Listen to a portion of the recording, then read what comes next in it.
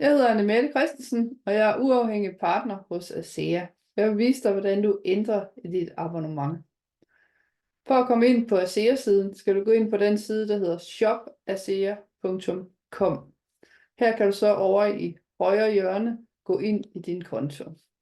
Det gør du ved at skrive dit 10-cifrede ASEA ID-nummer og den selvvalgte kode, som du selv har valgt.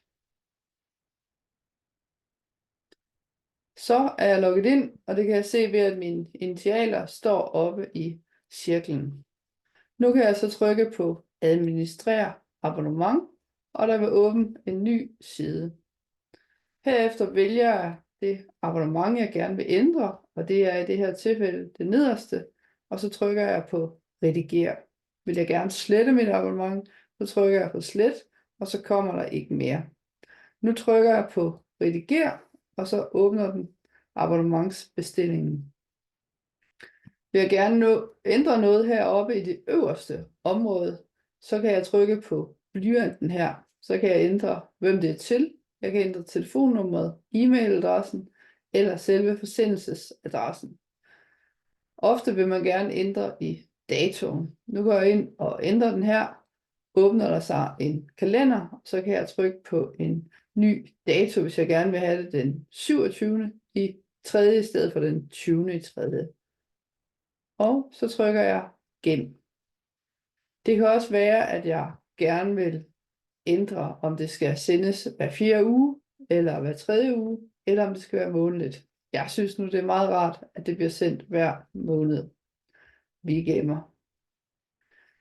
Hvis jeg gerne vil ændre på min abonnementsbestilling, altså selve de varer, jeg får, så trykker jeg på blyanten her, og så åbner bestillingen, hvor jeg så kan ændre, at jeg gerne vil have for eksempel vis og for til indkøbskurv 4 flasker.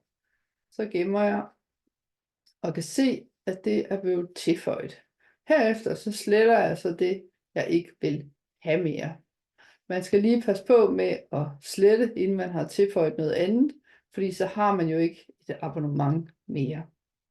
Jeg gentager lige det her, hvis jeg nu vil have 4 flasker ASEA, men jeg vil også gerne have en ny lermaske. Så vælger jeg simpelthen lermasken og det antal, jeg gerne vil have, 2, og trykker til Føj abonnement og Gem. Så kan jeg bagefter se, at jeg har en kasse ASEA med 4 flasker, og jeg har 2 gange en lermaske. Hvis jeg har fortrudt det, trykker jeg på skraldespanden, og så spørger den, om jeg er sikker, og det er jeg. Så nu har jeg 4 flasker ASEA på mit abonnement, og det er jeg tilfreds med.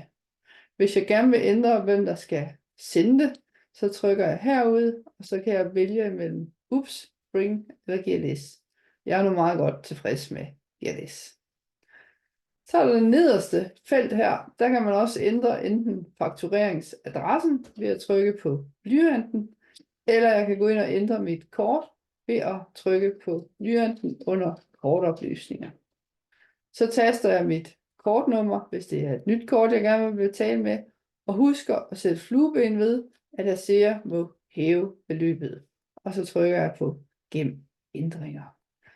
Nu vil jeg ikke ændre dette, da jeg ikke skal ændre mit kort.